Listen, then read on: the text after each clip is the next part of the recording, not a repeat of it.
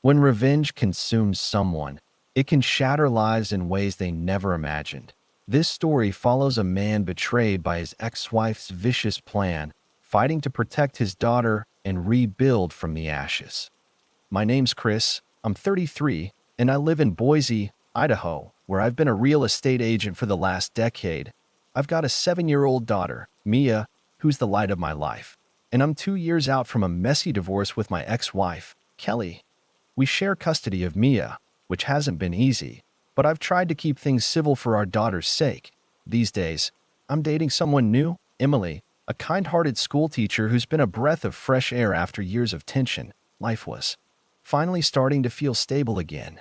But stability, I've learned, is fragile when someone's out to break it. The divorce wasn't my choice. Kelly and I met in college, young and full of dreams. We built a life together, bought a house, had Mia, started my real estate business. But over time, Kelly grew distant. She'd pick fights over nothing, accuse me of not caring enough, even though I was working 60-hour weeks to keep us afloat. Eventually, she said she felt trapped and wanted out. I was blindsided, but I didn't fight her. I signed the papers, gave her half of everything, and focused on being the best dad I could be. I thought we'd found a rhythm, co-parenting Mia without too much drama. I was wrong. It started with little things. Kelly would make snide comments when I picked up Mia, like, "Nice shirt. Chris, did your new girlfriend pick it out?" I brushed it off, figuring she was just bitter. I didn't flaunt my relationship with Emily, but Boise's a small city, and word gets around.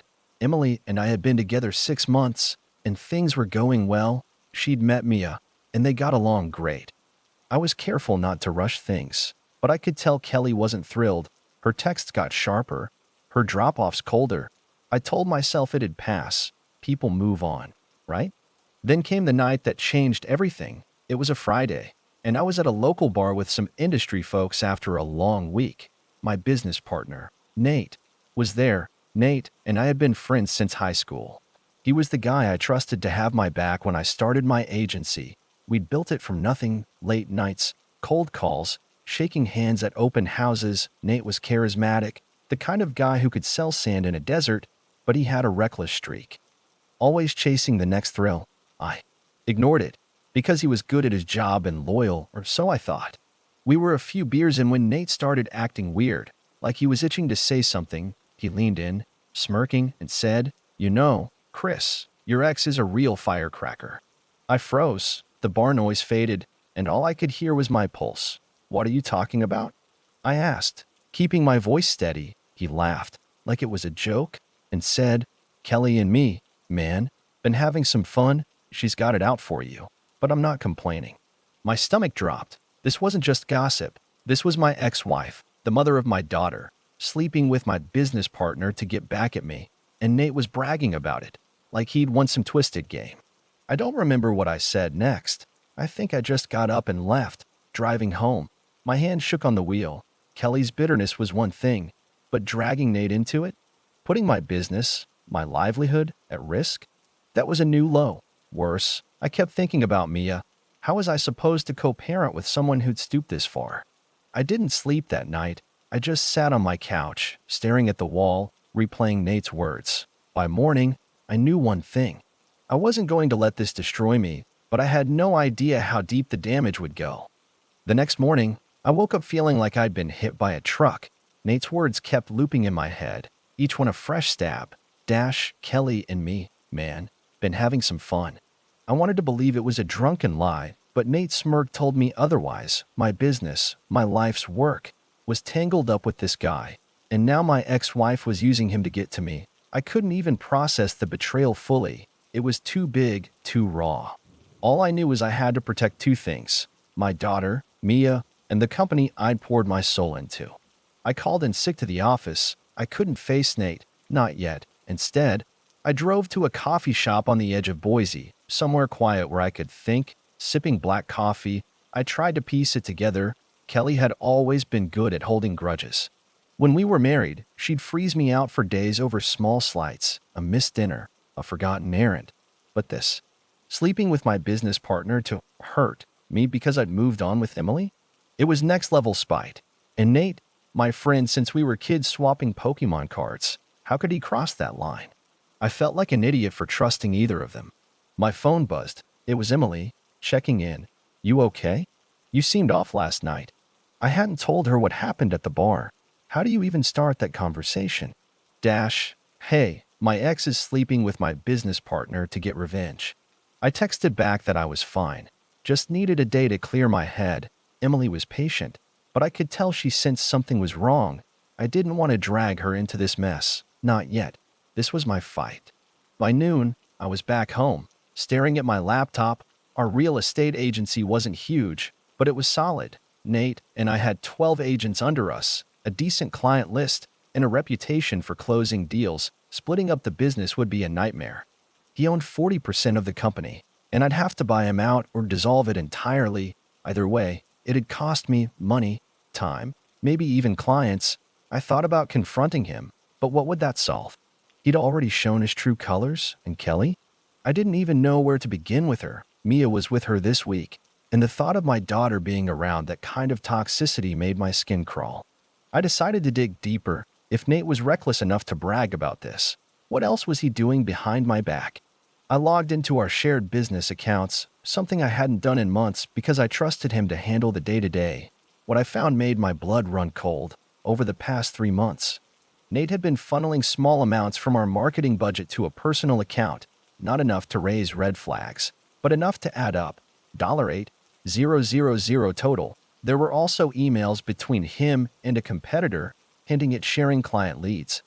This wasn't just personal betrayal. He was sabotaging the business. I felt sick, but anger started to overtake the hurt.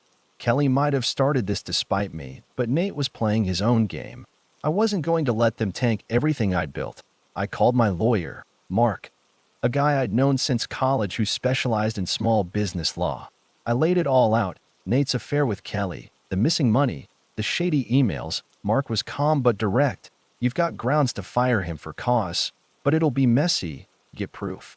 And don't tip him off yet. He suggested hiring a forensic accountant to trace the funds and document everything. It'd cost a chunk, but it was my only shot at protecting the business without a drawn-out legal fight. That night, I picked up Mia from Kelly's place for a quick dinner. Kelly barely looked at me, just handed over Mia's backpack and said, "Don't be late bringing her back." No hint of guilt, no sign she knew I'd found out. I wanted to confront her, to ask how she could be so vindictive, but Mia was there, smiling up at me, oblivious to the storm. "Daddy, can we get pizza?" she asked. I forced a smile and said, "Anything for you, kiddo." Driving away, I made a promise to myself. I'd fight for my daughter and my future, no matter what it took. The next few days were a blur of rage and strategy. I couldn't let Nate or Kelly see me unravel, so I played it cool at work, nodding through meetings while my mind raced. I hired the forensic accountant Mark recommended, a sharp woman named Lisa who didn't mess around. She started digging into our accounts, promising a report within a week. Meanwhile, I kept my distance from Nate, claiming I was swamped with new listings. He didn't seem to suspect anything, still strutting around the office like he owned the place. Every time I saw him, I pictured him with Kelly, laughing at me, and it took everything not to slam him against a wall, but I had to be smart. Mia was my priority, and losing my temper could cost me everything. At home, I tried to keep things normal for Mia. She'd come over for the weekend, and we'd build forts out of blankets or watch her favorite Pixar movies. But even those moments were tainted. I'd catch myself wondering what Kelly was telling her, whether she was poisoning Mia against me. One night, Mia asked, "Why don't you and Mommy talk anymore?" Her big eyes searched mine, and I fumbled for an answer. "Sometimes grown-ups need space, kiddo," I said, hating how weak it sounded. I tucked her in, but sleep didn't come for me. I kept thinking about how Kelly's revenge wasn't just about me. It was hurting our daughter, too. I also opened up to Emily about what was happening. Over dinner at my place, I spilled it all. Nate's betrayal, Kelly's affair, the stolen money. Emily listened quietly, her hand on mine. "You don't deserve this, Chris," she said. "But you're stronger than they are." Her support grounded me, but I worried about dragging her into the drama. She insisted on staying by my side, even helping me brainstorm ways to save the business. We looked at my finances, and it was grim. Buying Nate out would wipe out my savings. and a lawsuit could drag on for years. Emily suggested I start quietly reaching out to clients, securing their loyalty before Nate could poach them. It was a good idea, and I got to work. Lisa's report came back faster than expected. It was worse than I thought. Nate had siphoned off $12,000, not $8,000, using fake invoices for consulting services. There were also emails showing he'd been pitching our top clients to a rival agency, promising better deals if they jumped ship. I felt like I'd been punched. This wasn't just a fling with Kelly. Nate was trying to destroy me. I met with Mark the next day, and he laid out my options. Fire Nate for cause, sue for damages, or negotiate a buyout to avoid court. Firing him felt right, but Mark warned it could trigger a legal fight if Nate lawyered up. I didn't care. I wanted him gone.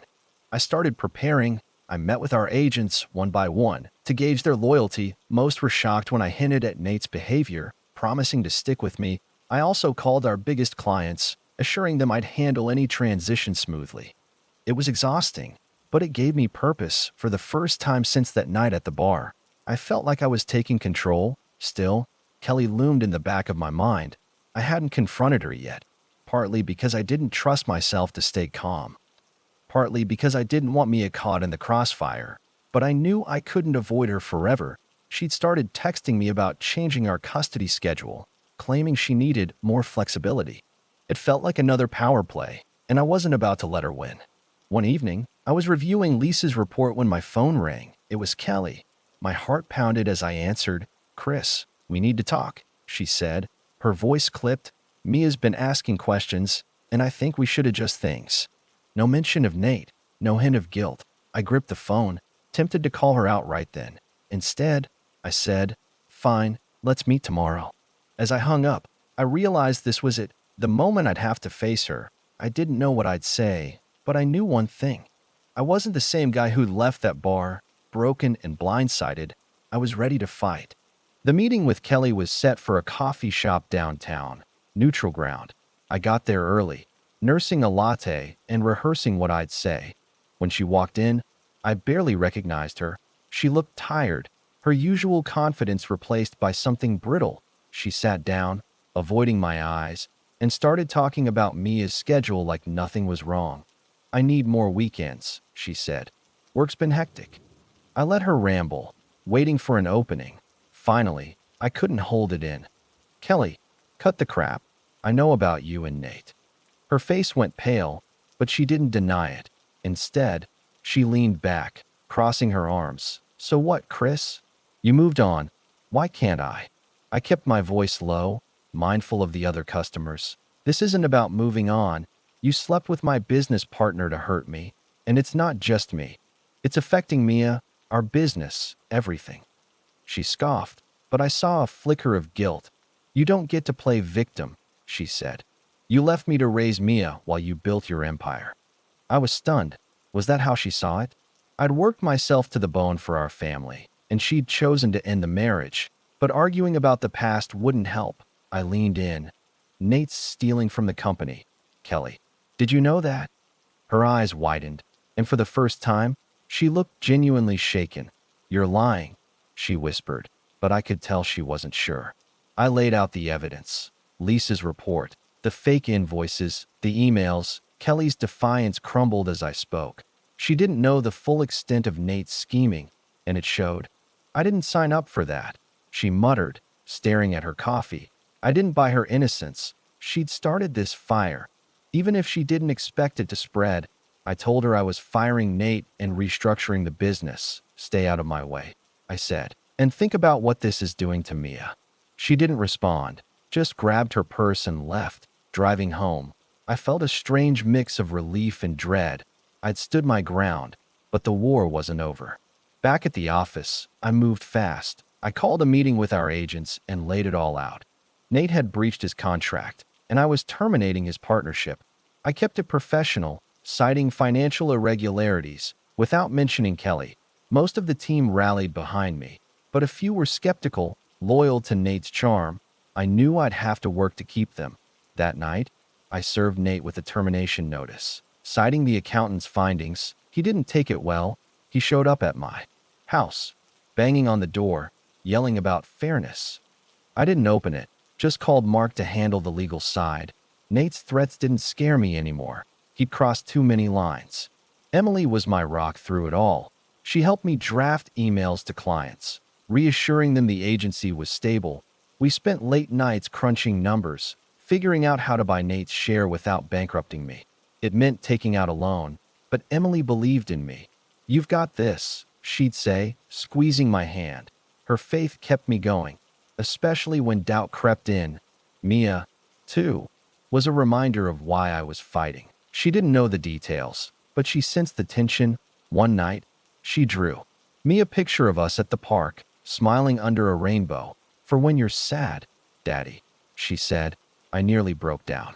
Kelly, meanwhile, went quiet. No texts, no calls. I wondered if she was rethinking her choices or just lying low. I didn't trust her silence. Mark warned me to document everything, especially with custody on the line. I started keeping a journal of Mia's visits, noting Kelly's behavior. It felt cold, turning our co-parenting into a paper trail, but I had to protect my daughter. The business was stabilizing. Clients stayed, agents committed, but I knew Kelly's next move could change everything. I braced myself, unsure what she'd do now that her plan with Nate had backfired. One thing was clear: she wasn't done fighting, and neither was I. Firing Nate was only the beginning. The fallout hit hard and fast. He lawyered up, claiming I'd fabricated the financial misconduct to push him out. Mark assured me our evidence was solid, but legal fees started piling up. I took out a loan to cover the buyout and keep the business afloat, stretching my finances thin. At the office, I worked double time to reassure clients and train a new senior agent to fill Nate's role. It was grueling, but the agency held together. Slowly, I started to believe I could rebuild what he tried to destroy. Kelly's silence didn't last. A week after our coffee shop confrontation, she texted me, demanding a meeting about custody. "Mia needs stability," she wrote. As if I were the problem, I agreed to meet, but only with a mediator present. I wasn't falling for another ambush. The meeting was tense. Kelly showed up with a lawyer, a slick guy who tried to paint me as an absentee dad. I stayed calm, presenting my journal and Mia's school records, showing I'd been there for every parent-teacher conference and doctor's appointment. Kelly's lawyer pushed for full custody, claiming her stable home was better for Mia. I nearly laughed. Stable? With her plotting revenge and hooking up with Nate? The mediator saw through her act. We agreed to keep the current custody split, but I sensed Kelly wasn't done. She'd lost her leverage with Nate, so she was doubling down on Mia. It made me sick, using our daughter as a pawn. I started talking to Mark about pursuing full custody myself. He warned it'd be an uphill battle, courts favor mothers, but said Kelly's reckless behavior could tip the scales. I wasn't ready to pull the trigger yet, but I kept the option open, documenting every slip-up she made. At home, Mia was starting to act out. She'd get quiet during our weekends, refusing to talk about Kelly's house. One day, she threw a tantrum when I dropped her off, clinging to my leg. "I don't want to go," she sobbed. It broke my heart. I knelt down, promising I'd always be there. But inside, I was furious. What was Kelly doing to make Mia so upset? I called her that night, demanding answers. She brushed it off, saying Mia was just moody. I didn't buy it. I started paying closer attention, asking Mia gentle questions about her time with Kelly. She mentioned Mommy's friend staying over sometimes, and my gut told me it was Nate. Emily noticed the strain on me and suggested a weekend away, just the three of us. We took Mia to a cabin by McCall Lake, a few hours from Boise. It was the reset I needed. Mia laughed as we roasted marshmallows, and Emily taught her how to skip stones. For a moment, I forgot about Kelly and Nate, but reality hit when we got back. Mark called with bad news. Nate was countersuing, claiming I'd defamed him to clients. It was a desperate move, but it meant more legal headaches. I felt like I was drowning, fighting battles on every front. Then came a break. Lisa, the accountant, found more dirt on Nate, unreported income from side deals he'd hidden from the IRS. It was enough to scare him into settling. We met with his lawyer, and after hours of negotiation, Nate agreed to sell his share for less than he'd wanted. It was a victory, but it cost me nearly everything I had. I own the agency outright now, but my savings were gone, and I was in debt. Still, I felt lighter. Nate was out of my life. And the business was mine too. Rebuild. Kelly, though, was another story. Her behavior grew erratic. She'd miss drop-offs or show up late, reeking of wine. I documented it all, building a case for custody. One night, she called me, slurring her words. "You think you're so perfect, Chris," she spat. "You'll see." I hung up, shaken but resolved. She was spiraling, and I couldn't let Mia get caught in her collapse. I met with Mark the next day, ready to fight for full custody. It wasn't about revenge. It was about giving Mia the stable home she deserved. I just hoped I could prove it before Kelly's next move. Pursuing full custody felt like stepping onto a battlefield. I knew it'd be brutal, but Mia's well-being was worth it. Mark laid out the plan. We'd need evidence of Kelly's instability, her drinking, her missed drop-offs, her ties to Nate. I'd been keeping meticulous notes, but it still felt invasive, turning my ex-wife's flaws into a legal weapon. I didn't want to destroy Kelly. I just wanted Mia safe, but every time I saw my daughter's anxious eyes, I knew I had no choice. I hired a private investigator, a guy named Tom who came recommended by Mark. Tom was discreet, tailing Kelly without raising suspicion. Within a week, he had photos of her stumbling out of bars, Nate's car parked at her house overnight, and even a heated argument between them in a parking lot. It was damning, but it hurt to see. Kelly wasn't the woman I'd married. Her need for revenge had consumed her, and now she was losing herself. I wondered if she even saw what this was doing to Mia. At the same time, I focused on the business. I promoted one of our agents, Carla, to partner. She was loyal and sharp. Everything Nate wasn't. We rebranded the agency, dropping Nate's name from the logo. Clients responded well, and new listings started coming in. It wasn't easy. Every dollar went to loan payments or legal fees, but I could see a future again. Emily helped me stay sane, cooking dinner when I worked late or taking Mia to the park so I could catch up on paperwork. She never complained, even when I was too stressed to be good company. Mia's behavior worried me more each day. She started having nightmares, waking up crying for me. During one of our weekends, she curled up on the couch and said, "Mommy yells a lot." My heart sank. I asked if she felt safe, and she shrugged, which was worse than any answer. I called her school counselor, who confirmed Mia seemed withdrawn. I shared this with Mark, adding it to our custody case. He said it strengthened our argument, but warned me to expect Kelly to fight dirty. She'd already tried painting me as a neglectful dad. What was next? Sure enough, Kelly struck back. She filed a motion claiming I was alienating Mia against her, demanding supervised visits for me. It was absurd, but it meant another court date. Mark called it a distraction, a way to delay my custody push. I was furious but kept my focus on Mia. I enrolled her in art therapy, hoping it'd help her process whatever was happening at Kelly's. The therapist, a kind woman named Rachel, said Mia was struggling with instability in her home life. It was all the confirmation I needed. Tom's reports kept coming. Kelly's drinking was worse than I thought. She'd been pulled over for a DUI but got off with a warning. Nate was still in the picture, but their relationship seemed volatile. I didn't care about their drama, only how it affected Mia. I met with Mark to finalize our custody petition. We had a strong case. The DUI, the photos, Mia's therapy reports, but I was terrified. What if the court didn't see it my way? What if Mia ended up with Kelly full-time? Emily sensed my fear and planned a quiet night in. We cooked pasta, played board games with Mia, and for a few hours, I felt like a normal dad. Later, when Mia was asleep, Emily hugged me. "You're doing the right thing," she said. "Mia's lucky to have you." I wanted to believe her, but the weight of the fight was crushing. The custody hearing was set for next month, and I knew Kelly would come out swinging. I just hoped the truth would be enough. As the hearing loomed, I doubled down on being the dad Mia needed. I took her to soccer practice, helped with homework, listened when she talked about her fears. She started opening up more, smiling again. It gave me hope. But I couldn't shake the feeling that Kelly had one last card to play. I didn't know what it was, but I braced myself, determined to protect my daughter no matter what came next. The weeks before the custody hearing were a grind. I juggled work, legal prep, and Mia's needs, barely sleeping. Mark and I went over every detail of our case, from Kelly's DUI to Mia's therapy reports.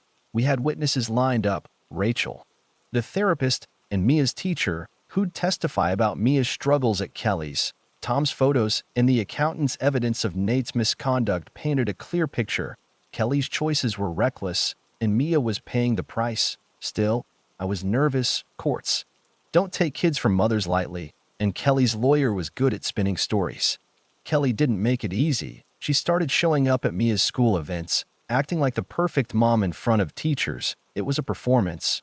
But it worked. Some parents bought her act. She also sent me a long email, apologizing for misunderstandings and begging to settle out of court.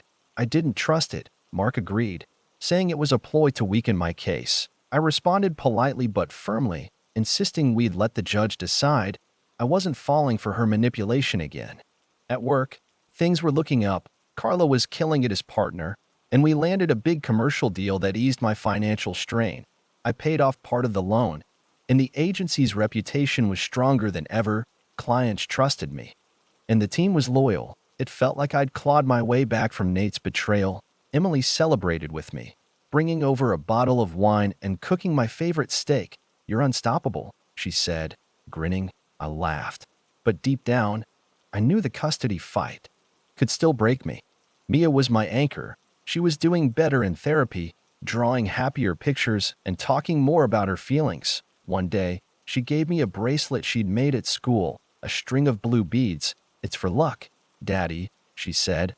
I wore it every day, a reminder of what I was fighting for. But I saw the toll Kelly's home was taking. Mia would come back from her weekends quiet. Her spark dimmed. I asked Rachel for advice, and she suggested limiting Mia's exposure to stress. Easier said than done when Kelly was her mom. The hearing arrived like a storm. I wore my best suit, the bracelet hidden under my sleeve. Kelly showed up looking polished, her lawyer whispering in her ear. The courtroom was cold, sterile, nothing like the chaos of our lives. My side went first. Mark presented our evidence methodically. The DUI, the photos, Mia's therapy notes. Rachel testified about Mia's anxiety, linking it to Kelly's unpredictable home. Mia's teacher described her as distracted after weekends with Kelly. It was strong, but I held my breath when Kelly's lawyer cross-examined. He tried to poke holes, suggesting I'd coached Mia to seem unhappy. It was infuriating, but Mark kept me calm. Kelly's side was weaker. Her lawyer leaned on her efforts to co-parent and claimed I was exaggerating her flaws. Kelly took the stand, tearfully saying she'd made mistakes, but loved Mia. It was convincing, and I saw the judge's face soften. My heart sank. Was she going to win? But then Mark cross-examined, bringing up Nate's overnight stays and the DUI. Kelly faltered, admitting she'd lost focus, but insisting she was better now. It wasn't enough to undo the damage. The judge took a week to decide. It was the longest week of my life. I threw myself into work and Mia, trying to stay positive. Emily was there every night, reminding me I'd done everything I could. When the call came, I was at the office. Mark's voice was steady. "You got full custody, Chris. Kelly gets supervised visits." I sat down, stunned. It was over. Mia was safe. I thanked Mark, hung up, and cried for the first time in years, not from sadness, but from relief. Kelly's revenge had backfired, and I'd won the only fight that mattered. Winning custody was a victory, but it didn't erase the scars. Mia moved in with me full-time, and I turned my guest room into her dream bedroom. Purple walls, fairy lights, a bookshelf for her favorite stories. She seemed happier, but I knew she missed Kelly. Even if she didn't say it, I arranged for supervised visits, hoping Kelly would step up as a mom, but part of me doubted she would. Her revenge had cost her everything. Her daughter, her dignity, maybe even her sense of self. I didn't feel sorry for her, but I grieved for Mia, who'd lost the mom she deserved. Kelly's visits were rocky at first. She'd show up late, trying to charm the social worker with excuses. Mia would come back quiet, clutching the bracelet I'd given her. I talked to Rachel, who said Mia was processing abandonment feelings. It killed me, but I kept things stable at home. Regular bedtimes, soccer games, pizza nights with Emily. Slowly, Mia's spark returned. She started laughing more, telling me about school, even asking if Emily could come to her next game. It wasn't perfect, but it was progress. The business thrived. Carla and I landed another big client, and I hired 2 new agents to handle the growth. The loan was still a burden, but I was chipping away at it. Nate faded into the background. I heard he'd moved to Portland, chasing another get-rich-quick scheme. I didn't care. He was a ghost, a reminder of a betrayal I'd survived. My focus was on building a future for me, for Mia, for the life I was creating with Emily. Emily and I grew closer. She'd become part of our family, braiding Mia's hair before school or helping me cook dinner. One night, after Mia was asleep, we sat on the porch, sharing a blanket. "You ever think about the future?" she asked. I nodded, my throat tight. "I want you in it," I said. She smiled, and for the first time, I let myself imagine a life beyond the chaos, a wedding, maybe more kids, a home filled with love. It felt possible now, like I'd earned it. Kelly's behavior didn't improve. She missed a few visits, and the social worker reported she'd tested positive for alcohol during one. I wasn't surprised, but it hurt for Mia. I sat her down, explaining that Mommy was working on some things, but loved her. Mia nodded, but her eyes were sad. "Will she get better?" she asked. I didn't know how to answer. "I hope so, kiddo," I said, hugging her tight. I vowed to be enough for her, no matter what. Reflecting on it all, I realized how close I'd come to losing everything. Kelly's affair with Nate wasn't just a personal attack. It was a wrecking ball aimed at my life. But I'd rebuilt, stronger, wiser, with a clearer sense of what mattered. Mia was safe. My business was mine, and I had Emily by my side. Kelly's revenge had backfired, not because I was lucky, but because I fought for what was right. I didn't gloat, though. Revenge doesn't heal, it only destroys. Kelly was proof of that. As months passed, Mia and I found a rhythm. We'd go hiking on weekends, her small hand in mine as we explored Boise's trails. She'd tell me stories, her imagination wild and free. Emily joined us sometimes, and Mia started calling her Em, a nickname that made my heart swell. I knew there'd be challenges ahead: Kelly's visits, Mia's questions, the weight of being a single dad. But I was ready. I'd face betrayal and come out stronger. Whatever came next, I'd handle it, for Mia and for the life we were building together.